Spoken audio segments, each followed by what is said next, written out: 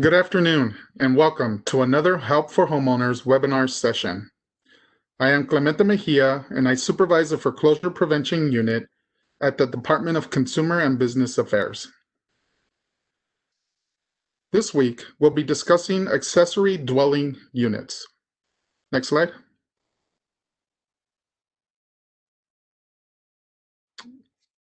Kevin, can you go back one? There you go.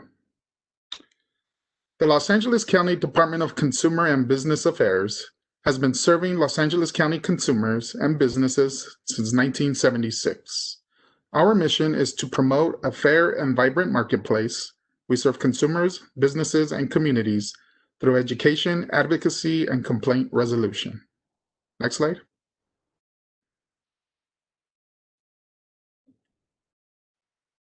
I believe you skipped one, Kevin. Yeah, there you go. To optimize your experience, please submit your questions through the chat box, which is located on the lower right of the WebEx interface. Throughout the presentation, we'll be tracking your questions and answering them at the end of the presentation, but please feel free to submit your chats as we go through the presentation. Next slide. Okay. So before I turn it over, just a couple things that I would like to cover.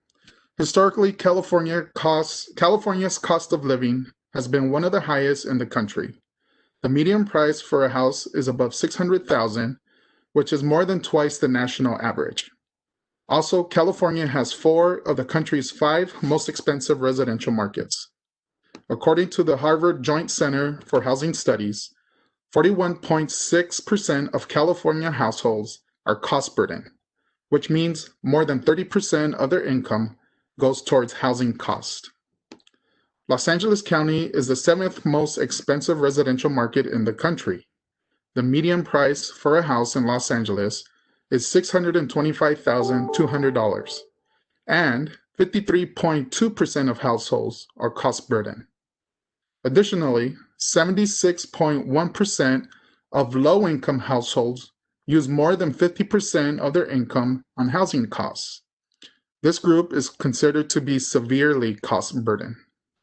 LA renters would need to earn 2.8 times the minimum wage, or $7,273 per month, to pay for a 2-bedroom dwelling.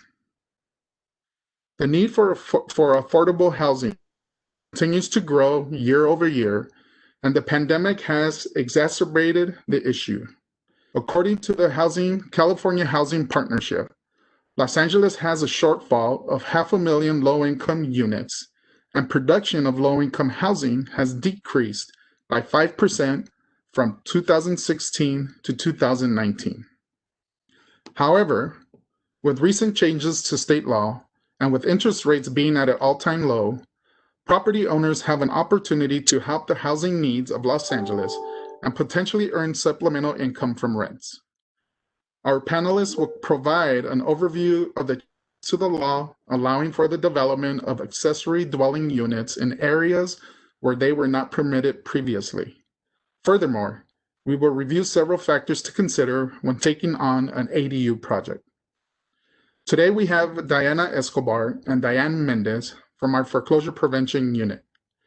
Diana and Diane are foreclosure prevention counselors who assist distressed property owners seek foreclosure prevention options with their lender or servicer. They both have been with the unit for approximately 3 years, and prior to joining the DCBA, they worked for the Public Administrator and Public Works, respectively. Before I turn it over to our presenters, just a reminder to please keep your microphones muted and use the chat box to submit your questions. Diana? Hi, everyone. Can you hear me? I hope you can. Good afternoon, everyone. Diane Mendez and I, Diana Escobar, would like to thank you for joining us today to discuss the economic impact of the coronavirus pandemic on housing needs and costs in California. Today, we are going to focus on demonstrating how the California Legislature has made it easier for property owners to build and rent ADUs to prospective tenants. Throughout the presentation, please feel free to write your questions in the chat, and we will try our best to answer as many of them at the end of our presentation. So without any further delay, let's get started. So this presentation is on ADU, so we want to make sure that you all understand what an ADU stands for. It is an accessory dwelling unit. It is a smaller independent residential dwelling unit located on the same lot as a standalone detached single-family home. ADUs go by many different names throughout the U.S., such as accessory apartments, secondary suites, second units, and granny flats. ADUs are new standalone accessory structures or converted portions of existing standalone accessory structures. So we wanted to include this image here because we want you guys to have an image in your minds as we go through the presentation so that you know what these ADUs kind of look like. In this example, you can see that this ADU is located in the back portion of the lot. However, that's not necessarily always the case. Sometimes they're located in the front, sometimes they're just converted garage units. Next slide. Since 2016, the California Legislature has taken steps to make it easier for property owners to build and rent ADUs to prospective tenants by enacting laws to make this an easier process. They have done this for a variety of reasons, mostly because of the housing shortage and rent increases that have skyrocketed in the most recent years. So in 2016, the California State Legislature enacted Senate Bill 1069, which instructs local governments to create an ordinance for the approval of ADUs. It also provides for the creation of second units in single-family, multi-family zones. On the other hand, Assembly Bill 2299 authorizes local government to regulate land use for ADUs and reduce parking requirements. Prior to this Senate bill, property owners were required to provide parking for the ADU on the lot in which the ADU is located. Next slide, please.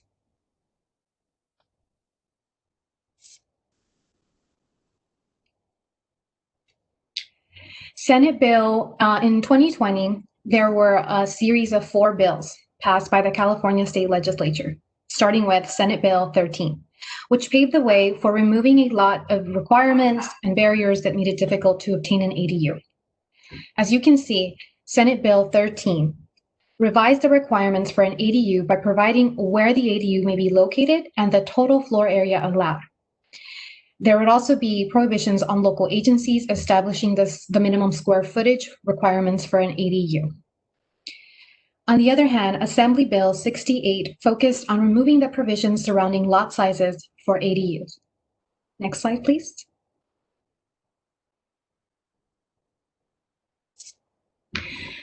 Assembly Bill 670 avoided any unforeseeable provisions that prohibited the construction of an ADU. With the enactment of this blanketed statement embedded within the Assembly Bill, the California Legislature ensured that there was nothing preventing the construction of an ADU. As you can see, this bill voided any provisions of a government document that prohibit or restrict the construction of an ADU on a lot zoned for single-family residences that meet the minimum standards. To me, this is one of the most important bills that were passed to try to make it easier for property owners to obtain an ADU on their property.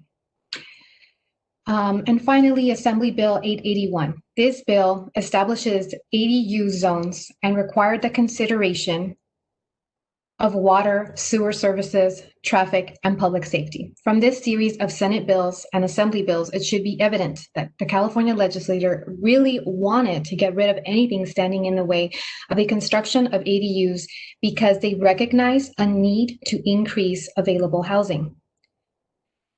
Now, thank you for listening. I will hand it off to my colleague, Diane Mendez, who will be providing valuable information on what to know if you are considering obtaining an ADU.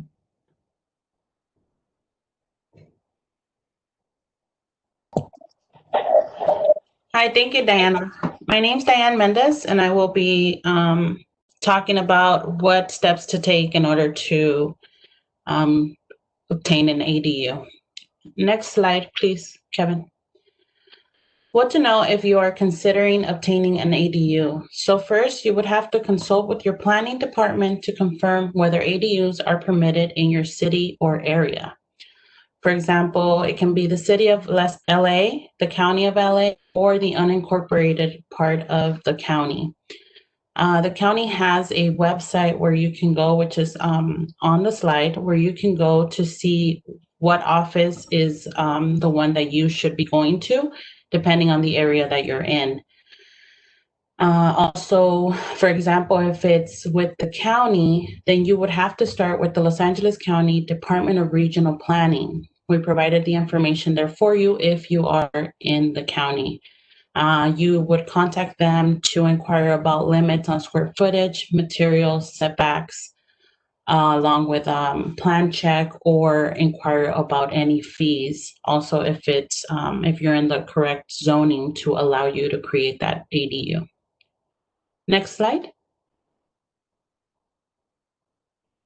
This is additional information to that. So should you hire a civil engineer, architect, or draftsman for your plans or blueprints, this may not be required, but you can definitely check with your planning or building department in your area to inquire about those questions. The next step to your regional planning would be the Department of Public Works, Building and Safety with the county. And their information is on there, as well as their office hours. You would inquire with them about pulling permits. Now, property owners would need to pull permits unless the contractor agrees to obtain them. So this will be information that would be stated in your contract, whether you decide to pull the permits yourself or the contractor will do that portion of the work as well. A licensed contractor is not required if it's your principal place of residence. However, property owners are responsible if someone gets injured during construction.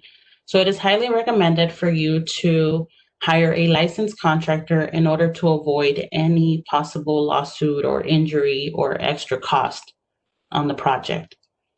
Make sure that you are involved with all stages of the process, meaning keep in contact, good communication with your planning department, your building department. Make sure that plans are submitted in a timely manner. Make sure permits are pulled and that the contractor is doing everything that they stated in the contract. Next slide. So how to verify a contractor license. You can go to the Contractor State License Board website. Also contact them on their office phone number if you have any questions or concerns, but definitely go to their website. You can check the contractor's license by their license number, business name, personal name, to see if they are licensed and if they have nothing bad on their license in regards to the type of work that they do. Also, don't have a contractor in mind, you can go to their website and check for contractors by your zip code.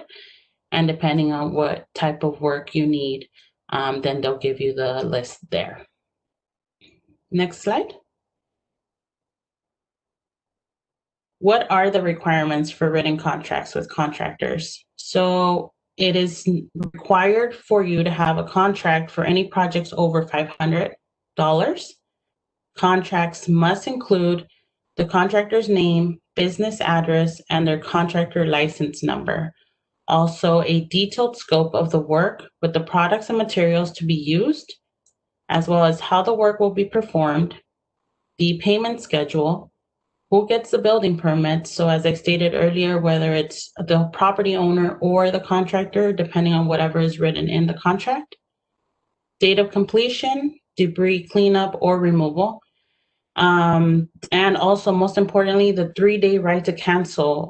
You want to make sure that that's on there. That is very important in case you read your contract again and you want to make any changes or you don't agree with anything that's on there. You have those 3 days rights to cancel.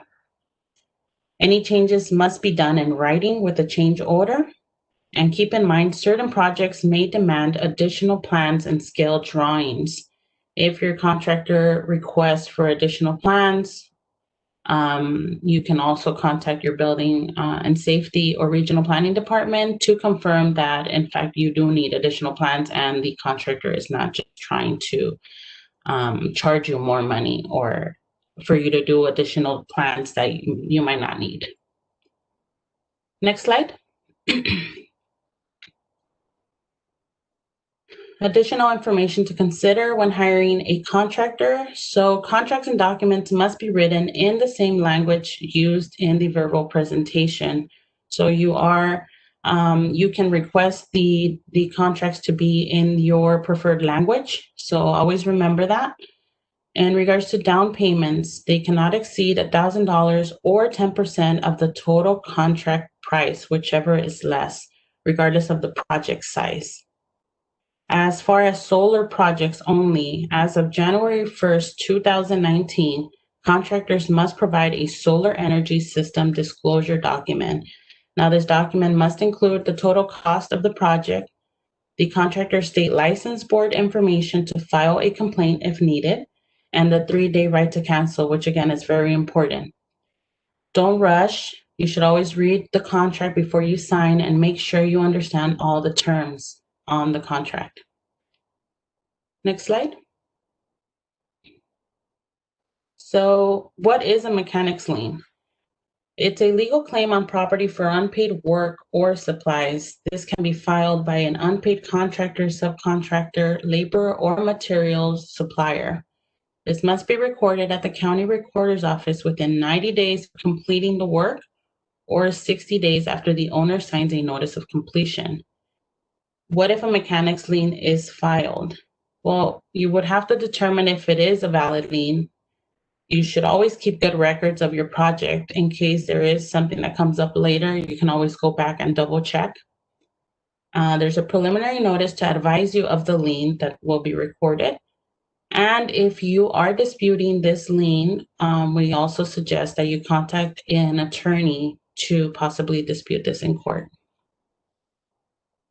Next slide. So what are some common contractor scams that we encounter? We've seen door-to-door sales. So for example, they typically mention something that they can view from the street. For example, your roof needs to be upgraded, your windows need to be replaced, stuff like that. They also use high pressure sales tactics. And they tell you that the offer is only good for 1 day. So that's always a red flag. Also, you should always read your documents thoroughly before you sign them. Don't feel pressured to sign them just because they tell you that the offer is only good for 1 day. Never leave incomplete portions of the contract because they usually fill them in later and it will affect you later on down the road. For example, the amount that you're borrowing for the project or your personal information. Requires the money upfront or requires a large down payment. So again, don't pay more than the 1,000 or less than the 10% of the project cost. And never pay cash. You don't want to pay cash in case you do need to go to court for whatever reason. You want to have proof that you made these payments. They also agree to the job and while doing work, find other issues to repair. So if they're repairing a pipe or something, and they'll let you know that you need a new windows or new walls, then go ahead and get a second opinion. You should always contact another contractor that's licensed and get a second opinion to see if that is in fact true. So you don't have to spend money that you don't need to. They also swap expensive materials for cheaper materials. And again, you can always go back to your contract where it states the materials that they will be purchasing, and you can see if they purchased the correct ones and that they're charging you the amount that they said on the contract. So you don't want to get something cheaper for something more expensive. And now I'll hand it over to Diana so she can finish off the presentation. Thank you, Diane. Now I will be going over some of the most common scams that we have seen in our department surrounding the ADUs and the PACE program. PACE, for all those of you who don't know, is a financing tool that provides financial assistance for energy efficient and water efficient upgrades to all who qualify. It is important to note, however, that it is a loan and it is not a free service. It is something that you have to pay back through your property taxes. We've seen some property taxes increase 10 times their value because of these, because of PACE. Note that tax assessment will be recorded on your property if you do decide to obtain one of these PACE loans. But anyways, PACE is an entire beast on its own, and we can devote an entire presentation on just that topic alone. So, however, this presentation is on ADUs and how to keep yourself safe from common scams that exist within the industry. So in order to help you do that, we've constructed a couple of do's and don'ts from our own experience, examples that we have seen come through our office. So a couple of do's. Shop around for prices, as my colleague stated. Make sure that you get at least 3 bids so that you can compare and contrast what they're covering and what they're going to charge you for certain upgrades on your property. Ask for a business card to obtain the license number and contact information for the contractor so that you can look up the contractor on the CSLB website and see if they are in good standing with the Contractor State License Board. And ask all of your questions. Very important. A lot of headaches could be avoided if consumers just made sure that they asked all of their questions before signing any documents. Because, well, we've seen a lot of examples come through our office that, we tell them firsthand, if you would have just asked this question, maybe you could have avoided a headache later on down the road. And they agree. Ask for all documents in your preferred language. So we've seen some cases come through our office where the consumer, for example, will speak Spanish, and the entire presentation that the contractor puts up for the consumer is in Spanish. However, when the consumer obtains the documents and contracts, all of the paperwork is in English. And the consumer signs it thinking and trusting that the contractor is honest and is just, this is just a reiteration of what they discussed verbally with them. And a lot of the times it isn't, unfortunately. So make sure that the documents are in your preferred language. Take your time and read everything before signing anything. Be involved at every stage of the project, as Diane mentioned. That's very important, such as making sure that the appropriate permits were completed by checking your jurisdiction's building and safety departments. So here I included 2 pictures, one for the city's Department of Building and Safety and the other for the county, where all you need to do is type in your address where the project is being completed, and it'll show you the status of the permit. Also, please call DCBA if you have any questions at all. We offer our services completely for free, and we have multilingual staff on hand at all times. Now to the don'ts, the don'ts list that we compiled. We've seen, make sure that you don't use PACE funding to finance an ADU. We've seen cases where consumers have been tricked into a PACE assessment with a promise of an ADU, which sounds good, right? Because you will get this new shiny unit that you can rent and you can get some income off of it. Unfortunately, PACE funding cannot be used for this. Even though PACE wasn't meant to pay for the entire construction, they will cover certain materials that are either energy efficient or water efficient materials once the structure is set up, but not the entirety of the ADU. Okay. Make sure that you don't provide any of your personal information, such as your social security number, to your contractor.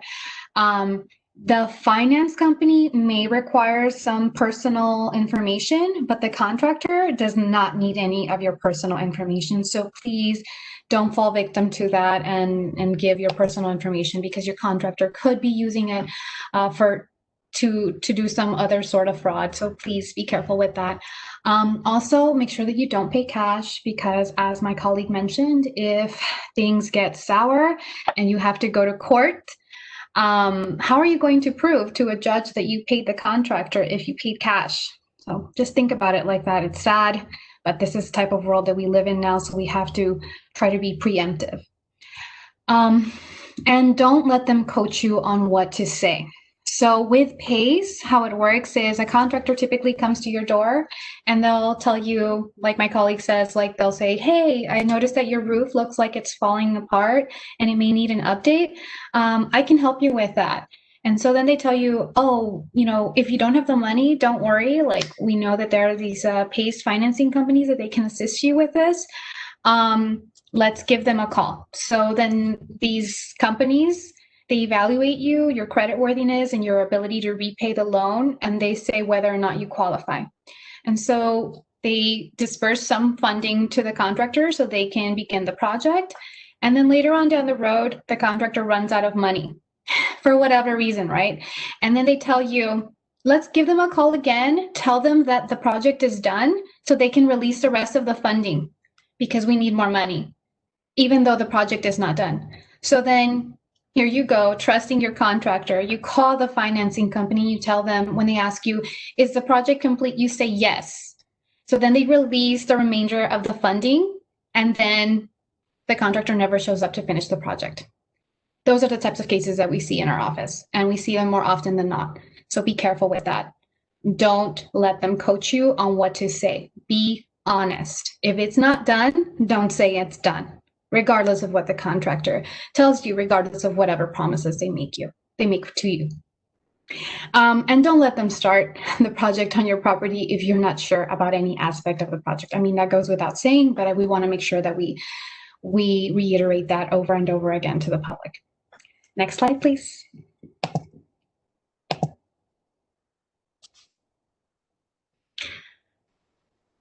Okay. Please, if you have any questions with anything that we've discussed in this presentation, please contact us.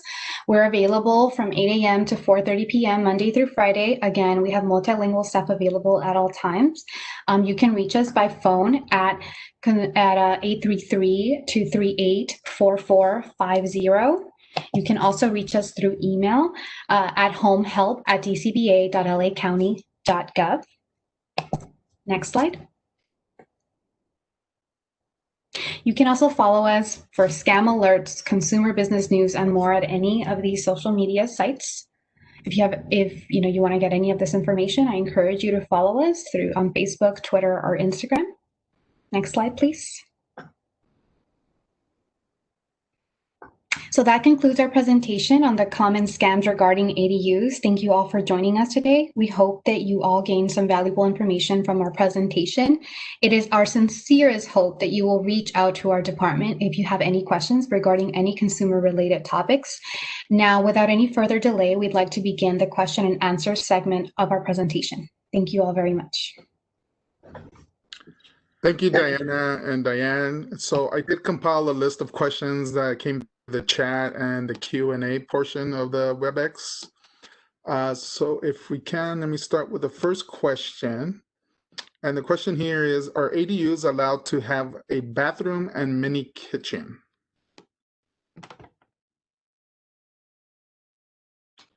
So the purpose of the ADU, right, is to provide these specific amenities, depending on the jurisdiction that you live in, right? So it could be the city of Los Angeles, it could be the unincorporated area of the county, or it could be several of the other cities within the county, right? So there's about 88 other cities in the county, and they all would have to establish their own ordinance when it comes to ADUs, and they may have their own specific requirements. So yes, it's allowed to have a bathroom and a kitchen. As far as dimensions, that is regulated by the city or the county's ordinance. So we suggest that you always contact your planning department to obtain that information. It may be different between each jurisdiction, but it's always good and a good idea to inquire with the planning department on what those limits are.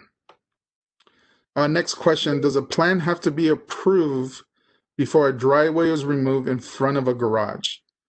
And then to follow up, does an ADU have to be finalized and approved before plumbing is run to the garage? So again, it's a question about more of a jurisdiction and planning. I would say that before you do any type of work, you should check. Specifically with, in this case, I would assume at this case you would be at the permit section. So when it comes to construction, there's going to be a permit for almost everything. So to install a window, to remove something, you're always going to have to pull a permit for that type of work. So again, these are good questions to ask. And before you even begin on that type of project, these are questions that you want to bring up to your jurisdiction. Information about junior ADUs. So again, the presentation was to kind of give an overview of the changes to the law that now allows ADUs in specific areas, particularly areas that wouldn't allow the construction of an ADU because of lot sizes. I think ADUs was included in that. However, I would again recommend that you contact your planning department to verify any information about junior ADUs. So this person has a property on a hill and they have a detached garage. What would they need to do to get an ADU going? So again, I apologize if we keep repeating, but again, it's always best practice to inquire with your local jurisdiction about ADUs. Again, once you have your information, then you're gonna want to contact either a architect or a civil engineer or a draftsman. Again, one of those three. That's the person that's going to be drawing up your plans, right? Now, the reason why we may suggest or encourage you, specifically if you're on a hill, to consult one of these licensed individuals, is because they're going to be aware of all the building codes and requirements, and if not, they know where to find that information. So again, you're paying for a service to ensure that it's done correctly. And then they also have a governing body that will oversee the practices and whatever, complaints you may have regarding the work that they're providing. So even during that phase, if you get a copy of your plans, then it still has to go through plan check. So they take it to the planning department. You have someone that's going to review the plans, and they still may make comments about the plans. They may ask the drafts person or the engineer to go back and fix something or change something. So sometimes it's not necessarily a streamlined process, but again, this is all done with the idea that they want to ensure the structure is sound for occupancy. So it's always a good idea to make sure those corrections have been made. The next question is, does the ADU require separate gas meters and electric meters? So utility meters. And again, that's gonna really depend. I could tell you that in the unincorporated area of the county, it's not required. However, you can request your own, but doing so, there may be a cost associated with that. So that's something you may want to look into. Again, also, I would suggest that you contact the utility company to ensure or check how much that would cost. So next question here is there a phone number, website, or specific contact with the city and or county of Los Angeles to confirm a particular address? Yes. So during the presentation, I believe Diane mentioned a link to I believe it is to the county, where it would give you information about, and yes, you can see Kevin going through the slides. It's a little further back, Kevin. And I think it's called Service Locator. So it will provide you with the address or contact information. I'm not sure if they're seeing any walk-in clientele because of COVID, but definitely you can be able to call them or go online and get information about service areas. Okay, so can a city prohibit a conversion of a second-story rec room storage room over an existing garage? Okay, so this question is a little off topic, and it kind of goes more into what is permitted. So again, I don't have the information on this, but again, you could use one of these, depending on your jurisdiction, you could contact one of these agencies to inquire about that. Again, if it's prohibited, it's because it probably doesn't meet one of the building codes or requirements.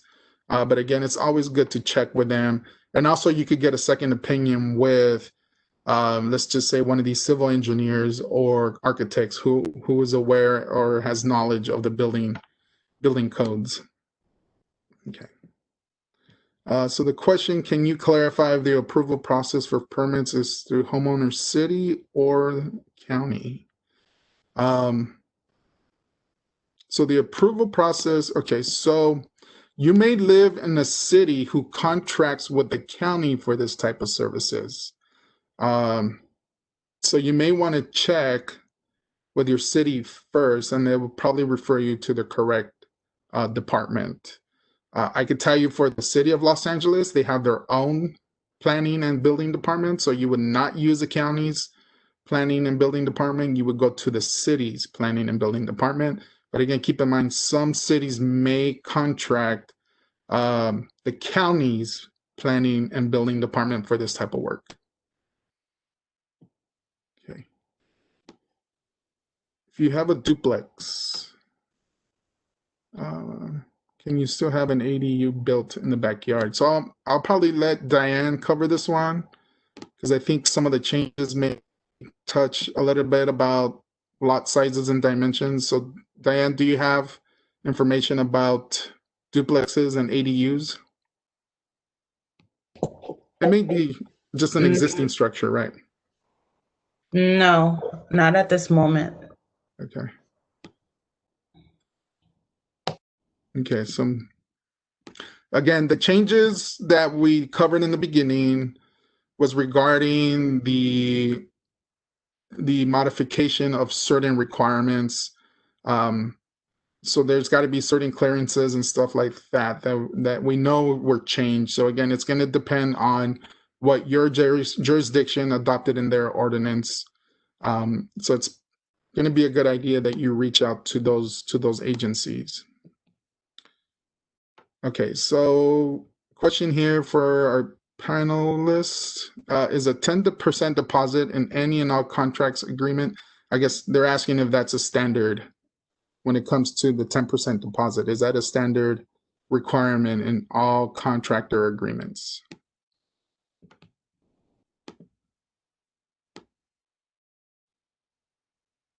And I think that's going to be the maximum. So I think during the presentation, I believe one of the presenters stated that the maximum is either 10% or $1,000, whichever is less. Okay.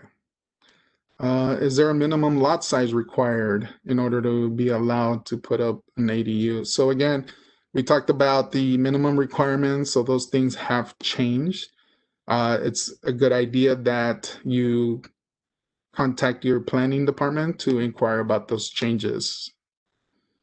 Can you ask for receipts from the contractor as far as materials being used? How do I verify the correct materials that I've agreed to are being used? That's definitely a discussion you want to have with a contractor, and if that's something that they're going to make available. Again, if it's something that you're paying for, you should have the right to those receipts. And I understand that it may be a difficult situation, but again, that's something that you do want to stay in communication with the contractor. Next question, do you have any information on the 45L tax credit? I think any information is pretty broad. I think the question would be, is that something that's still being offered? And what I could suggest is that it's probably better to inquire with your tax preparer or whoever does your taxes. You may have an accountant or whatever the case may be. But when you're considering a project, and if this is something that you're interested in getting that tax credit, it's probably a good idea that you first ask your tax preparer or your accountant whether or not this tax credit is still available when you file your federal tax returns. Okay, so let me see if there's any additional questions that we didn't cover. Diane or Diana, do you have anything else that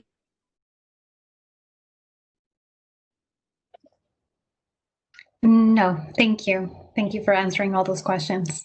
No, you pretty much answered everything. Thank you.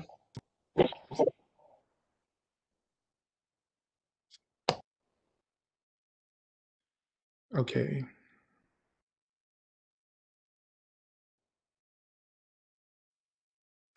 Okay, so here's a question. Is a prefabricated shed considered an ADU? What I could say is that it's not. And for the permits and inspection process, right, there's going to be certain things required when it comes to structural, when it's construction. So there's going to be minimum requirements as far as materials and how they're being constructed. So a prefabricated shed, I don't think would qualify. But again, that's something that you could always inquire with your planning department. Okay. Okay, as far as restrictions on who may rent, again, that's a good question. There may be some, and again, this is always something that you may want to follow up with your jurisdiction, but again, things to consider when you construct an ADU and then you make it available for rent is things like rent control. For instance, in the city of LA, there is rent control. And their standard, and I believe it's still the same, is that depends on which year the unit or the structures were built. They had to be at least 2 units on the property, on the lot. And if it's being offered for rent, then it may be subject to the city of Los Angeles rent control. Now, in the past few months, I think even the year, the county adopted their own rent stabilization ordinance. So that's something else you may want to consider if there's a minimum number of units on the lot, or is it a protection that's applied to any lot that has any number of units. So that's a question that you definitely would want to look into.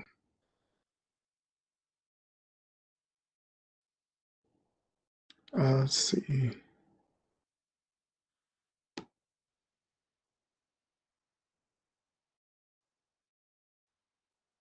Okay, so there's a question about legalizing existing unpermitted units.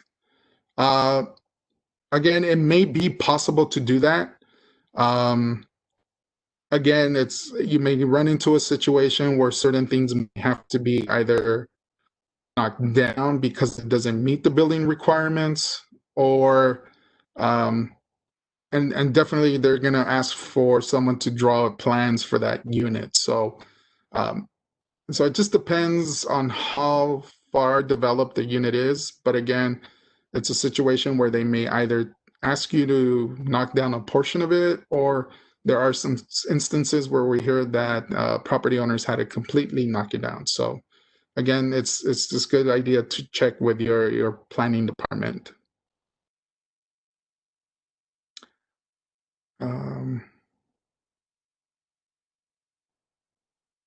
Okay, Diana, I'm going to ask that you answer this question, but someone would like to know if parking has to be provided when building an ADU. It doesn't appear like it needs to anymore. It used to in the past, but not anymore. Right, and before the 2020 update, right, I think that it wasn't a requirement as long as there was public transportation was at least accessible in a 2.5 mile radius. but with the new update in 2020, I believe they removed that. So, right, so they're not required to provide any parking when it comes to ADUs.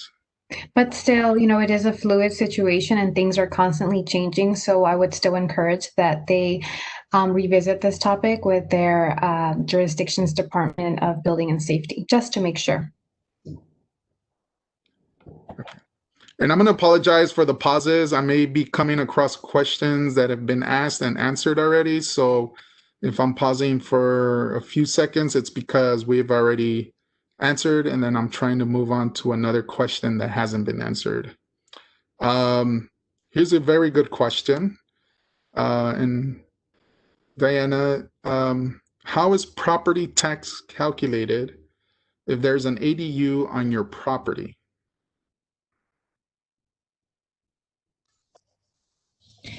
So for property taxes, it's actually the assessor's office that reassesses the size of the new living area that has been added. So they will reassess that new space that has been added. They're not going to mess with the existing lot size. So it'll just be, in order to get specific numbers, they would have to consult with the Office of the Assessor to make sure, and to see if there are any exemptions, if any. Right. So that's absolutely correct. Just to let you know, these departments do speak to each other. So anytime there is a permit issue for construction, so that could be if you're adding square footage to an existing structure, or if you're building a new structure, all those permits would be provided to the assessor's office. And basically they have their role is to go out and appraise the value of the addition.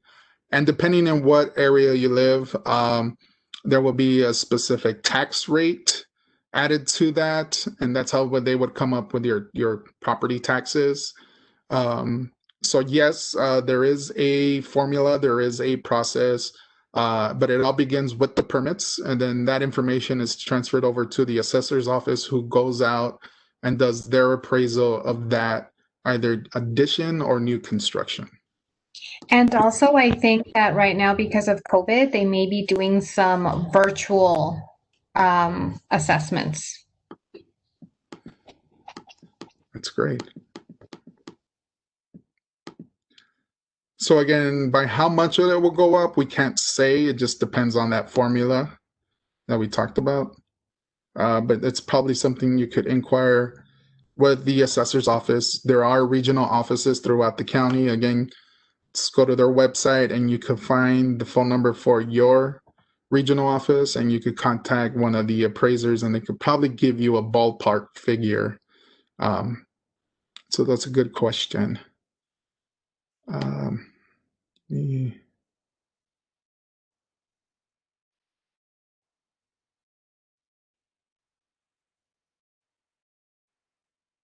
Okay.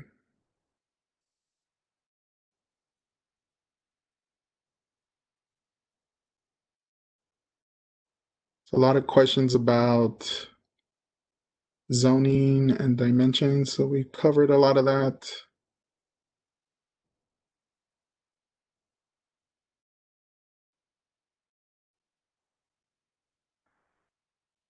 Okay.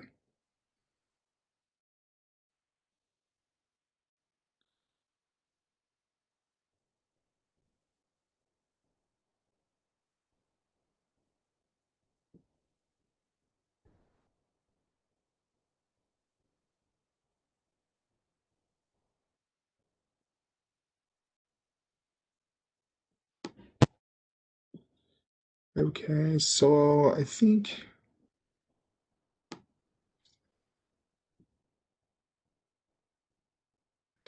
okay, so there's a question about tiny houses qualifying as ADU. I'm not sure what you would define a tiny house. But when it comes to building codes, there will always be a minimum. And that's obviously a health and safety issue. But again, it's going to probably be a question that you would want to ask your planning department.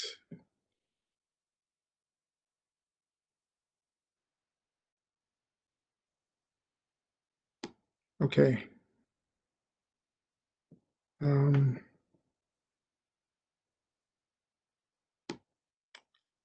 think we covered most of the questions.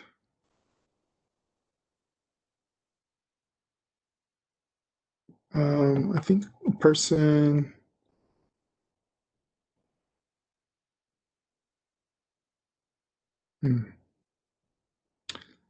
So manufactured homes. So there's a question about what about the type of ADUs, modular, container, manufactured. So manufactured homes are structures that are pre-manufactured and then they're moved to I would say a lot that would now then be considered permanent foundation. Again, the question about would that be considered an ADU, and that's probably something that you may want to check with your planning department if that would be considered. But generally with ADUs, this is a structure that's affixed to permanent foundations. And that's a good question. I think we've covered most of it. There's nothing else that our presenters would like to add. And what we do is we'll go ahead and conclude the presentation. So Diana or Diane, is there anything that you would like to add before we conclude our presentation? Thank you guys very much for tuning in and listening to us, and we hope that you really learned something from the information that we provided. Thank you. Thank you for joining us for this presentation. And again, just go to your regional planning or building and safety in case you have any questions regarding specific questions regarding your ADUs. So you are more